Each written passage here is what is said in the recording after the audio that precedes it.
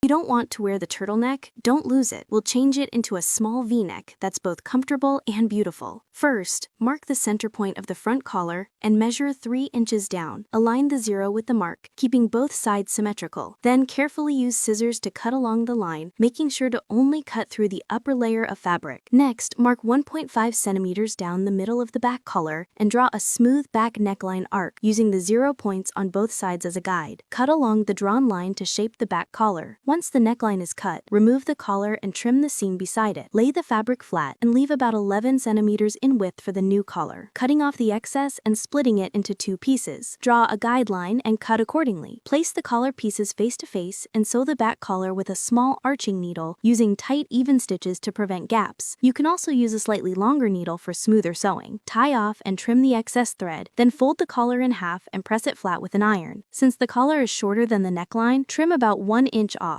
Position the collar edge in the middle, draw an extension line, and open the neckline again. Sketch a small triangle, place the fabric face to face, and sew along the line from the reverse side. Leave a 1 centimeter seam allowance and cut off the extra fabric, making a small center knot. Now your collar has become a neat V-neck. Align the left and right sides of the collar, marking the center of the back neckline. Turn the clothes inside out, align the center back of the collar neatly, and secure it with a pin. Align and fix the front collar from the pointed seam first, sewing back and forth using a return stitch method to ensure firmness. For the small collar edge and the main collar, 3 fabric layers, maintain tension and use a fine flat stitch all around to secure it. This alteration gives your top a brand new look, just like a store-bought piece. To make it beautifully finished, pay attention to the details. Pull the needle sideways, wrap the thread around it, and continue with small angled stitches, splitting the thread as you pull through. This double thread hemming technique locks the edges neatly and securely, preventing fraying even after machine washing. The result is strong and clean, almost as if it were machine sewn. Once done, iron the neckline flat from both sides of the fabric. The fabric will be smooth, elastic, and comfortable to wear. Sisters who find this change useful, don't forget to keep a set of sewing tools at home. You'll want them handy for your next project.